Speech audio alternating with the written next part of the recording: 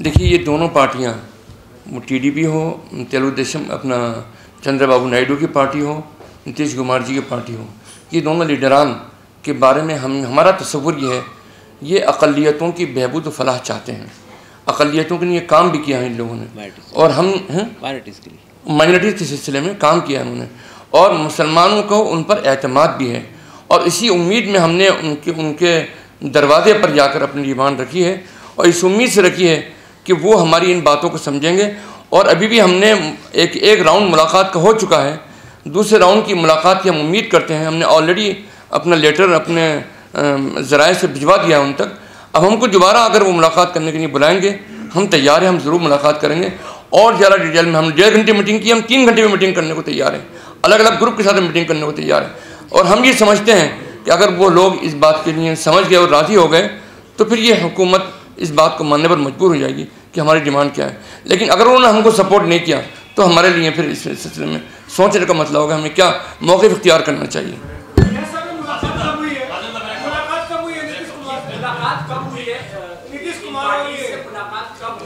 देखिए, ये जो मुलाकात आपके चंद्रबाबू नायडू से किस तारीख में हुई?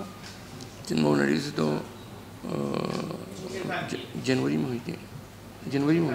नहीं, जनवरी में हुई थी चंद्रबाबू नायडू से मुलाकात, और नीतीश कुमार जी से मुलाकात हमारे अलग अलग ग्रुपों में होती रही है। इमारत शरिया के लोगों ने और मिली काउंसिल के लोगों ने, वो बोर्ड के मेंबर भी हैं, उन्होंने पर्सनली जाकर उनसे मुलाकात की है पिछले महीने के। मेरा सवाल ये है कि अगर ये सरकार फिर भी कानून पास करती है, तो क्या मुस्लिम पर्सनल लॉ बोर्ड ये कमिट कर रही है कि जैसे एनआरसी के खिलाफ एहतजाज हुआ था पूरे मुल्क से मुसलमान निकलेंगे और एहतजाज करेंगे, और जो रिलीजियस अटैक हो रहा है मुसलमानों पर, उसके लिए इंटरनेशनल फोरम को भी अप्रोच करेंगे, OIC है, दीगर फोरम भी है, ताकि बताया जाए कि भाई यहाँ पर रिलीजियस और फंडामेंटल राइट्स को डायरेक्ट हिट किया जा रहा है, और सिर्फ ये हिंदू मुसलमान की बुनियाद पर, दुश्मनी की बुनियाद पर और पॉलिटिकली वेंटिटा की बुनियाद पर किया जा रहा है। क्या आप ये करेंगे? ये देखिए, ये बात साफ है कि हमारे पास अब इसके अलावा कोई रास्ता नहीं रहा है, और डेमोक्रेसी के अंदर यही एक रास्ता है। और हमारे सामने अभी एक मिसाल मौजूद है कि किस तरह हमारे किसान भाइयों ने 1 साल तक दिल्ली के बॉर्डर पर धरना दिया था, और हुकूमत को मजबूर होकर वो तीनों फार्मूलाज वापस लेने पड़े थे। उस वक्त भी हुकूमत ने यही बात कही थी कि वो ये किसानों के हित में है ये कानून, लेकिन किसान, जब पूरे किसान ये कह रहे थे कि हमारे हित में नहीं है और हम वापस चाहते हैं, वापस देना पड़ा। तो मुसलमानों के लिए भी इसके अलावा कोई और रास्ता बाकी नहीं रहा है। हमने ये बात तय की, कल भी डिक्लेयर किया था वहाँ प्रेस कॉन्फ्रेंस में, कि हम एक देशव्यापी अभियान छेड़ेंगे। एक ज़रूरी सवाल है, जंतर मंतर की कैपेसिटी बहुत कम है, आप जिस हिसाब से कैंपेन चला रहे हैं, लाखों लोग आएंगे, तो कैसे आप अकोमोडेट करेंगे उस एरिया में? देखिए, असल में हमारी कोशिश ये है, मैंने आपको फिर भी ये बताया है कि ये जो धरना है जंतर मंतर का, हमारी कोशिश ये है कि वो लीडरशिप का धरना रहे, और उसमें हमने मुसलमानों की ऑर्गेनाइजेशन के जितने जिम्मेदार हैं हर सतह के उनको बुलाया है, सिविल सोसाइटी के लोगों को बुलाया है, और आदिवासी, दलित, OBC की संस्थाओं के जिम्मेदारों को बुलाया है, माइनॉरिटीज़ के लोगों को बुलाया है। तो हमारी कोशिश तो यही है। लेकिन देखिए, मसला ये है कि जो लिमिटेशंस हैं और जो देश के कानून के ज़वाबित हैं, उसका पालन हम करेंगे। तो हम कोशिश करेंगे कि लोग उतने ही तादाद में आए जितनी तादाद की कैपेसिटी। जी, क्या 17 को आपने TDP और JDU के MPs को भी दावत दी है, बुलाया है, और क्या उनकी तरफ से कोई जवाब आया है? TDP और JDU को हमने दावत नहीं दी। लगातार ये चीज पिछले आधे घंटे में प्रेस कॉन्फ्रेंस लगभग 10 बार मैंने सुना है कि अशांति फैल जाएगी, बिल्कुल पता नहीं क्या हो जाएगा इस कानून के बन जाने से। तो क्या ये सरकार को एक प्रकार से आप धमकी दे रहे हैं? क्या आप, यदि ये कानून पास हो जाएगा, उसके बाद में यदि ये चीज़ें होती हैं, तो क्या आप शांति के लिए भी अपील करेंगे? सवाल ये पैदा होता है कि शांति का प्रयास किसको करना चाहिए? सेंट्रल गवर्नमेंट को करना चाहिए ना। आवाम से अपील करें आप शांति पैदा करने की, और अशांति आप पैदा करेंगे। तो हमारा कहना ही है, देखिए, बात साफ समझने की कोशिश कीजिए, अशांति क्यों पैदा होगी? आप जाइए, आपने संभल के अंदर एक वाक़या किया, अशांति पैदा हुई नहीं हुई? आप इसी तरह अगर दूसरे शहरों में भी करने लगेंगे तो क्या होने वाला है? अब मस्जिद, देखिए, मुसलमानों के लिए धार्मिक मसला है, और धार्मिक मसला बहुत सेंसिटिव मसला होता है। आप मुझे लिंचिंग के वाक़यात हुए, कोई बहुत बड़ी अशांति नहीं पैदा हुई, लोगों के डिमोलिशन हुए, थोड़ी बहुत अशांति पैदा हुई। लेकिन अगर आप आके जामा मस्जिद को गिरा दें, नौजुबिल्ला, तो क्या होने वाला है, क्या होगा, आप समझ लगा सकते हैं इस बात का। इसलिए मैं कह रहा हूँ कि ये गवर्नमेंट की जिम्मेदारी है कि देश के अंदर अशांति न पैदा हो। पब्लिक की जिम्मेदारी नहीं है, ये गवर्नमेंट की जिम्मेदारी है। कई बार 13 तारीख का जब आप लोगों ने ऐलान किया ठीक होली से एक दिन पहले, तो ये कहा गया कि अगर होली में किसी तरीके से बाधा पहुंचाएंगे या इस तरीके कुछ हालात बने तो अगले ईद भी नहीं मनाने देंगे। क्या ये भी एक रीजन रहा कि इस तरीके का माहौल बन रहा है जिसकी वजह से आप लोगों ने डेट आगे की? नहीं, मैंने आपको अभी साफ तौर पर भी बताया है कि 13 तारीख को पार्लियामेंट की हॉलीडे डिक्लेयर होगी। पहले पार्लियामेंट की हॉलीडे नहीं थी। कब डिक्लेयर हुई? आज हुई है? कल डिक्लेयर। तो इस वजह से कई मेंबरान पार्लियामेंट ने फ़ोन करके हमसे कहा कि हम आना चाहते हैं, अगर आप इसको अगर पोस्टपोन कर दें तो ये one of the basic reason postponement का है।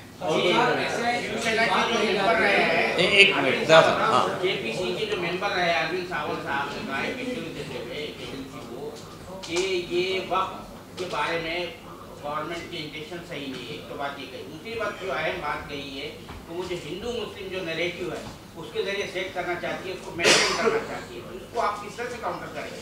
ये हिंदू मुस्लिम नैरेटिव की जो बात आती है यहाँ पे जो नहीं, देखिए असल में ऑर्गेनाइजेशन जो है इसको काउंटर कैसा करेंगे? देखिए बात बहुत साफ है, वक्फ का इशू जो है वो हिंदू मुस्लिम इशू है ही नहीं सिरे से, वो तो मुसलमानों का मसला है।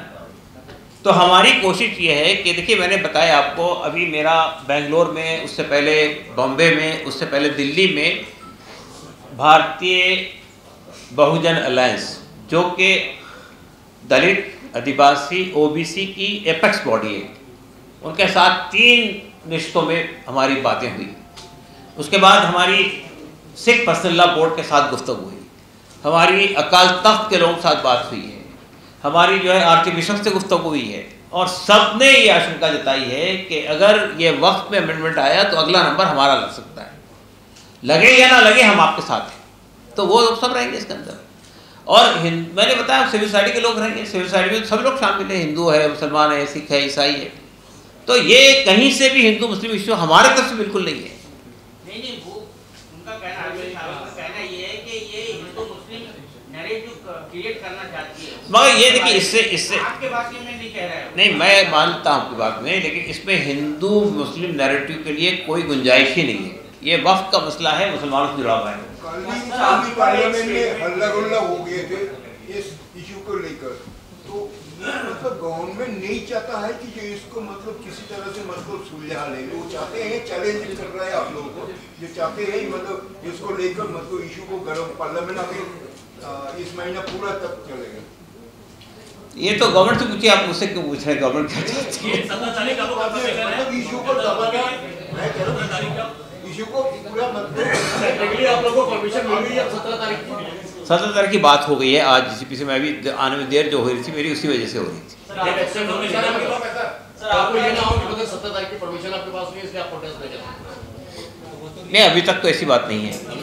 हाँ, आपका एक बयान चर्चाओं में आप बोल रहे हैं कि अगर ये बिल पास हो जाता है तो इसको शाहीन बाग में बदल जाएगा, इसका कॉन्टेक्स्ट अगर आप दे देंगे तो किस तरह? देखिए पहली बात, कल प्रेस कॉन्फ्रेंस हुई थी पटना में, मैंने जब ये बात कही पटना के जर्नलिस्टों के सामने कि अगर ये बिल मंजूर हो गया तो हम देशव्यापी अभियान छेड़ेंगे, तो उस पर एक जी न्यूज़ के पत्रकार ने पूछा, मैं नाम इसलिए ले रहा हूँ कि वही चीज़ चल रही है मार्केट में, उन्होंने ये पूछा कि तो गोया आप शाहीन बाग बनाना चाहते हैं? तो मैंने उनसे कहा देखिए शाहीन बाग बनाने की बात तो मैंने नहीं कही, हमने कहा देशव्यापी अभियान छेड़ेंगे। और मेरे नज़दीक शाहीन बाग भी एक पीसफुल और डेमोन्स्ट्रेशन था, तो उसमें कोई गलत बात नहीं थी, उसमें कहीं हिंसा नहीं हुई, कहीं कुछ नहीं हुआ, पूरा डेमोन्स्ट्रेशन पीसफुल था, वो भी देशव्यापी था। तो अगर आप शाहीन बाग समझते हो तो शाहीन बाग समझिए, लेकिन हम तो देशव्यापी अभियान छेड़ने की बात कर रहे हैं। सर, जिस तरह से डेट रखी गई है, पहले आगे बढ़ाई गई, अब और आगे बढ़ाई गई है, तो हिंदुत्ववादी जो संगठन है वो भी इसके समर्थन में अपना प्रोटेस्ट जाहिर करने की बात करें, तो ऐसे में जो सिचुएशन है उसको कैसे टैकल करेंगे फिर अगर ऐसा? देखिए हमारी जिम्मेदारी ये है कि हम अपने तरफ से पीस मेंटेन रखें, कोई उत्तेजित भाषण न दें, कोई उत्तेजित बात न करें। हमारे तरफ से हम इसके एश्योरेंस देते हैं आपको, हमारी तरफ से ऐसी कोई बात नहीं। रहा मसला दूसरे फरीक का उसको हम ये कहना चाहते हैं कि आपका इशू है ही नहीं, आप क्यों खामखा परेशान हो रहे हैं? ये इशू तो हमारा ही है ना, हमारा लड़ाई किसी समुदाय से नहीं है, हमारी लड़ाई पार्टी इन पावर से है, हमारी लड़ाई हुकूमत से है, अवाम से तो नहीं है, किसी समुदाय से नहीं है, किसी ग्रुप से नहीं है। तो इसलिए हमारा कहना ये है कि उन सब लोगों से मेरी अपील है जो लोग इस तरह के बात कर रहे हैं कि भाई ये आपका इशू नहीं है, हमारा और आपका कोई झगड़ा नहीं है इस मामले में, हमारी तो झगड़ा जो है वो हुकूमत से है।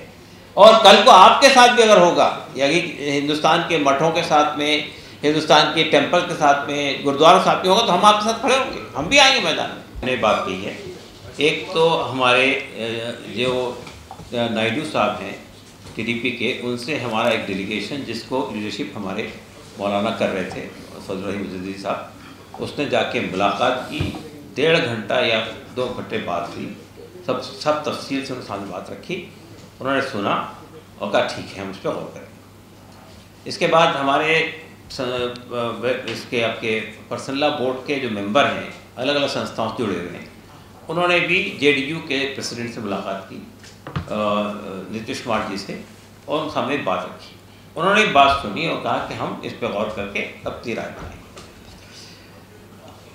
आपके रामविलास पासवान की पार्टी चिराग पासवान से भी लोगों ने मुलाकात की।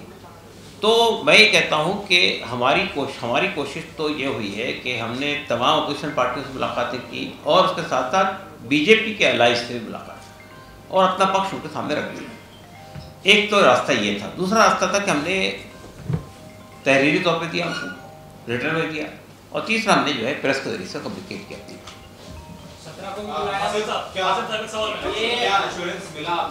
आपने दोनों गौर करेंगे क्योंकि उनका स्टैंड जो है वो क्लियर होगा पार्लियामेंट में जब बिल टेबल किया जाएगा और वोटिंग होगी, तो क्या एश्योरेंस दिया उन्होंने कि वो क्या करेंगे? क्योंकि जेपीसी की बात को लेकर के तो सब लोग एक मत थे कि जेपीसी पर भेज दिया जाए, लेकिन टीडीपी और नीतीश कुमार के बिना, जेडीयू के बिना ये पॉसिबल नहीं है कि पास हो जाएगा। तो क्लैरिटी दी उन्होंने कि वो क्या करेंगे? कोई क्लैरिटी नहीं दी उन्होंने, देखिए क्लैरिटी नहीं दी उन्होंने, लेकिन बात ये कही है कि हम इस पर गौर करेंगे। और देखिए हमारी इत्तला ये है कि